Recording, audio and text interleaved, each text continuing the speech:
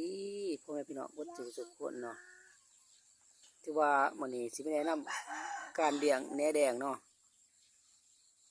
มีอยู่2วิธีที่ว่าใส่เนาะวิธีที่1แม่นเอาขี้ต้มมาแล้วก็แช่ใส่น้ำประมาณ2ชั่วโมงเดี๋ยวค่อยเอาแหนแดงลงเนาะสิเนาะ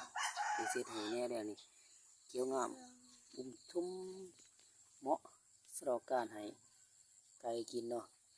คุณประโยชน์คือแม่นเลี้ยงไก่เฮ็ดให้ไก่เชื่องดีไก่ดีแล้วก็ใหญ่ไว้เนาะเพราะเป็นวิตามินสูงการผสมใส่กับหัวอาหารแหน่กบกล้วยแหน่แล้วก็ผักนานาชนิดเนาะที่เฮาหามาได้มาเสริมใส่แล้วก็วิธีที่2เนาะวิธีที่2แม่นใส่โอเดโฟนเด้อพี่น้องเด้อบ่แนะนำให้ใส่เนาะถ้าใครสมัครมาจากปลูกแหนแดงเพื่อเป็นการเสริมอาหารให้แก่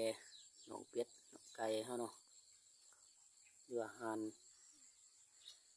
อันนี้วิธี2คือแม่นเอาขี้ข้วยมาแช่2ชั่วโมงกันเนาะแล้วก็มาปลูกแต่ว่าวิธีนี้แม่นบ่ได้ผลแหนนี่ตายเนาะแหนตายอันนี้คือมันหารักๆเนาะที่เฮาเฮ็ดผิดสูตรเนาะเฮาลองมาได้มันตายเนาะแต่สูตรที่ดีเป็นสูตรที่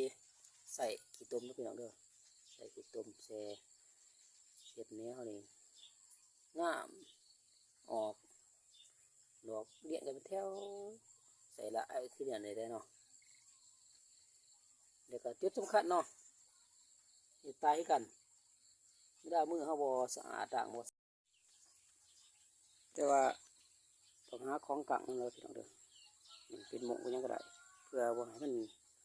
ถือแสงแดดร้ายเกินไปเนาะถ้าถือได้นี่เห็ดนี่ตายกันเพราะว่าน้ำสีหอนเนาะถ้าว่าเนาะใครทันใดที่ว่าในเมืองเดียวรับชมเดียวมีสูตรที่ว่าเด็ดก็ดีเนาะก็ขอให้มาแชร์สกิลเราแชร์ความคิดในการเราเสริมเติมในการปลูกแหนของเราให้สมบูรณ์แบบว่าได้คิดตั้งแต่ละคนเนาะในการปลูกมันแตกต่างกันแต่ว่ามีแนว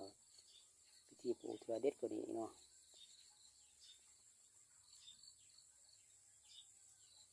การปลูกก็เป็นปลูกใส่กระสอบพี่น้องปลูกใส่กระสอบตัวใส่โต๊ะทุกอย่างมันสิก็ได้เนาะแต่ถ้าไปตัวมีกระสอบใหญ่ปลูกใส่กระสอบใหญ่ก็ดีกันนะพี่น้องเพราะว่าเห็ดอย่างเงี้ยสิไปไหวเนาะ